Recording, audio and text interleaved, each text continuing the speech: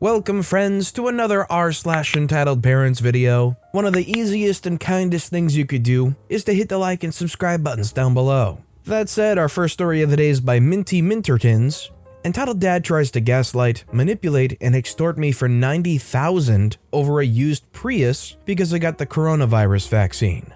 So my parents are complete anti-vaxxer Karens/Darrens. We're talking full-on vaccines cause autism, and coronavirus was invented by Bill Gates to mind control us all with spike proteins, horse pace guzzling types, with no sense of personal responsibility or empathy for others. I repeatedly watched them get kicked out of businesses for refusing to wear a mask, and my Karen mother even had a meltdown in a grocery store that I'm surprised wasn't recorded and blasted all over the internet. But that's not what the story's about. The problem came around when I, non-binary 24, got the vaccine for work. My job has me dealing with a lot of people, and a large amount of them are elderly, pregnant, or immunocompromised. I figured I'd just get it and not tell them since I live about an hour away in the next state over, and at the time, visited them once a week on my day off. After my second shot, I got a little sick. Note, if you get the shot, make sure you drink a lot of electrolyte drinks after or you feel like poop. And while laid up in bed, I called my sister, who lives 4 hours away, because it was her birthday. During the conversation, I mentioned that I'd gotten the vaccine. Unbeknownst to me, my Karen mother was in the car with her during a visit I didn't know about and heard every word. She proceeds to have a 5-alarm meltdown at my sister's house, saying that I'm going to die, while my sister gives me a play-by-play via text. When my mother returned at the end of the week, she called me and told me that I'm no longer allowed over at her house unless I take these supplements she got off Facebook to stop the spike proteins, and that I'm not allowed to visit my brother, who's 39 and lives 2 states over, or his kids.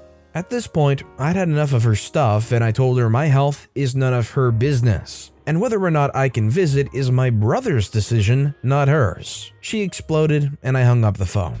An important thing to note here is that the car I drive, a used Prius, technically belonged to my grandparents. After my grandmother had a stroke and got in a car crash, a minor one where no one was injured thank God, they decided to give me the car since I needed one, and told my dad to make that happen since he was power of attorney.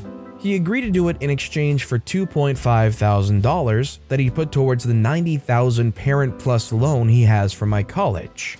I gave him $600 a month in addition to paying my own loans to help since it's a lot of money, even though his salary's around $200,000 and I make $17 an hour. Midway through my exile, I decided to try to be the bigger person and clear things up with my mom. I invited her out to lunch to listen to her concerns and establish some boundaries for the both of us so we can move on with our relationship. I know that sounds dumb, but I thought since she gave birth to me, I could reason with her and we could talk it out like adults. That didn't happen. The entire lunch, she treated me like I was diseased. She wouldn't touch or hug me and kept her food as far away from me as possible. When I try to broach the subject of apologizing and patching this up, she launches into a tirade about how she will not compromise or walk on eggshells for me. For no reason, she drags my sexuality into it. I've been openly queer since I was a teen, and while they're not openly disapproving, they still avoid the topic like the plague. I never told them I was non-binary because I knew how they'd react, and said since it makes her uncomfortable and I needed psychological help. That was my last straw. I said goodbye, walked away from the table, and decided to go no contact while I grieved and made a plan for how to move forward. Fast forward a few weeks when I went to renew my tabs and made an appointment to renew my license. They get sent to my parents' house because my dad still holds the title. Since I still had limited contact with my dad and I asked him about it, we agreed to get the car title settled. I tell him I'll go anywhere but the house to do it because I didn't want to face mom while I was still angry and say something to her that I'd regret. He kept moving the time and place around until last night he called and finally said either I come to the house to confront them or he'll call the police.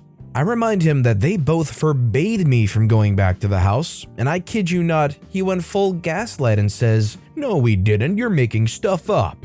I tell him I am not going to the house, and that's when he told me I needed to come back for the title paperwork and to sign a promissory note. I ask what the promissory note is for, and he told me it's an agreement to pay the Parent Plus loan back to him. He literally said it was the only leverage he had over me, and if I didn't sign, I wasn't getting the car. I told him it wasn't my loan, and he got really angry and called me a bunch of names. He ended the conversation by telling me either I show up at the house or forfeit the free car. I asked for my $2,500 back then, and he told me to freak off. After a night of crying, I called his sister and made a plan to close the bank account my dad has access to and just get a different car with the money I have in my savings and leave my grandparents' car and keys in their driveway while they're gone, and just mail them some money each month for the loan without a return address. I used Prius is not worth signing my life away to some entitled piece of poop. If you fell into a situation like this, would you just try to go completely no contact, stop paying the loan that's in their name that you have no entitlement to actually compensate for, and just try your best to move on with your life? Let me know in the comments down below. Our next story is by Optimal Didko. My mom shut down an entitled mother in the bookstore. In Bulgaria, the first day of school is the 15th of September. I don't know for other countries. And the weeks and days before it, it's like the gold rush, except there isn't gold but school books, photos for school identification, yada yada yada. That's the actual gold mine for bookstores and online stores. So I and my mom are lined at one of the bookstores nearby. In front of us, there's about 6 people, but the queue was moving fast since there's 2 workers in there. Behind us, another 3 to 4 people. After about 6 to 7 minutes, the bookstore's empty, so me and my mom enter, as well as the people behind us. Soon to be entitled mom and not entitled boy, my age, important and found later.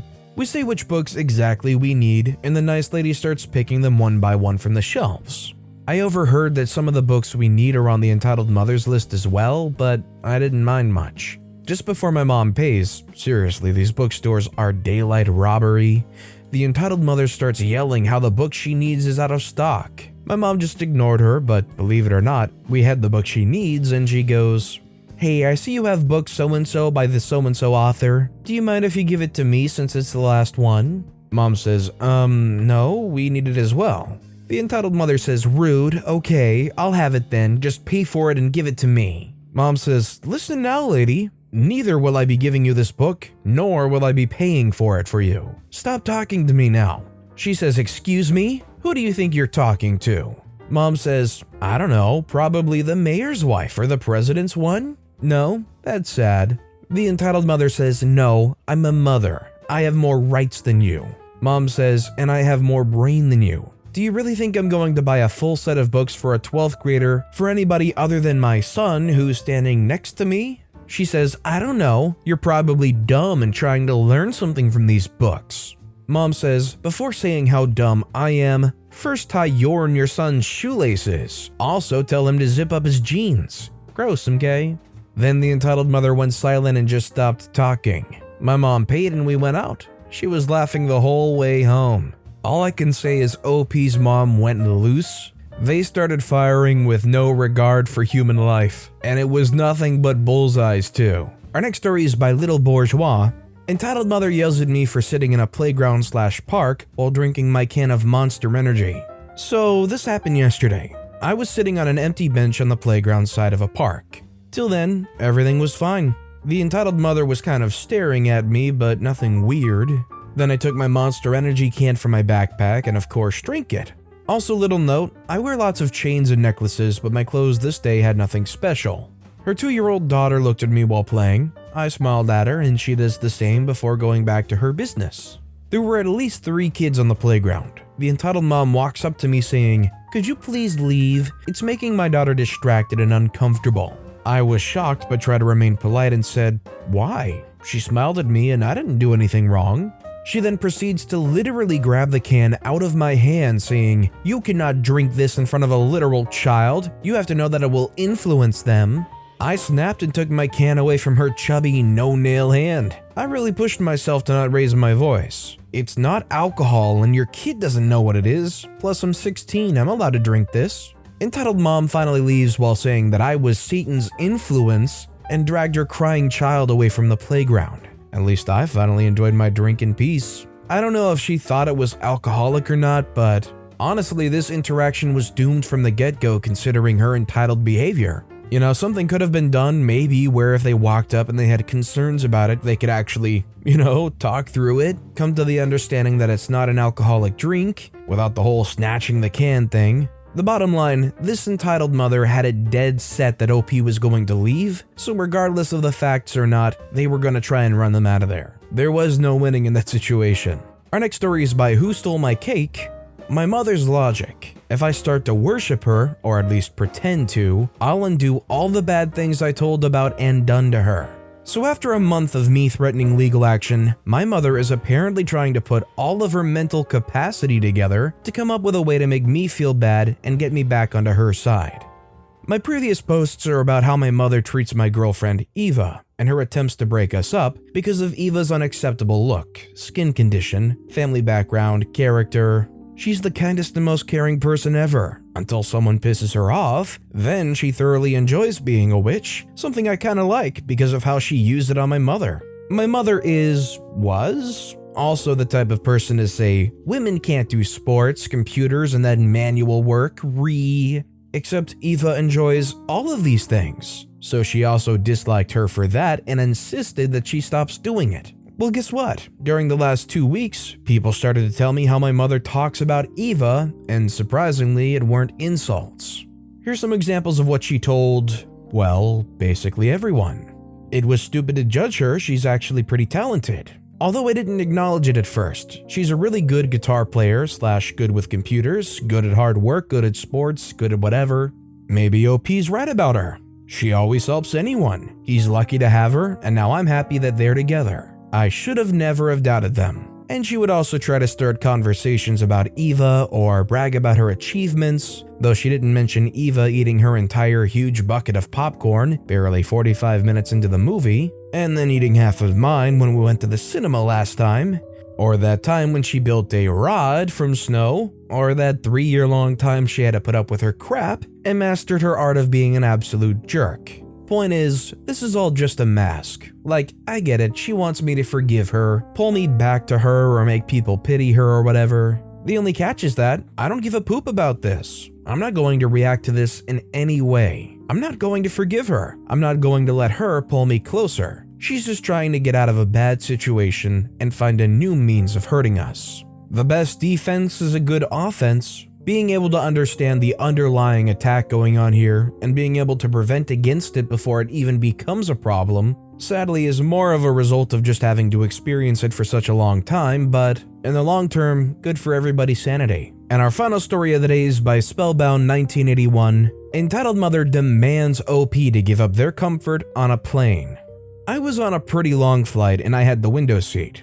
I don't know if it's important, but I'd taken some edibles for the flight. Next to me is a mother and her child, 2 or 3-year-old. The first incident happened when the mom asked if I would trade seats so her child could look out. I declined and said I would rather sit in the seat I paid for, and then I proceeded to put in my AirPods and started to watch some New Girl, and I could hear the child cry and be upset that I wouldn't. A few hours later, I was playing a game on my phone and the child was very focused on it. But then, as everybody here probably knows, you get tired of playing mobile games, so I turned it off. The mom asked if I wouldn't mind keep playing as it was entertaining her son. I said no, and as soon as I did that, the child starts crying and trying to grab my phone. I just simply raised my hand so the child couldn't reach, and I said in a louder tone, "Please control your child," which made the mom grab the boy and freak out at me and her screaming at me that I shouldn't be such a jerk and only think about me. Am I the jerk? Well, this was a bit of a cross post, but bottom line, I don't think OP's a jerk at all. It's nice if people take the time out of their day to let the kid stare out the window or continue to play the game that entertains the kid. But the bottom line is, you have no actual obligation to do that. The only obligation you have is to remain civil and obey the pilot's orders.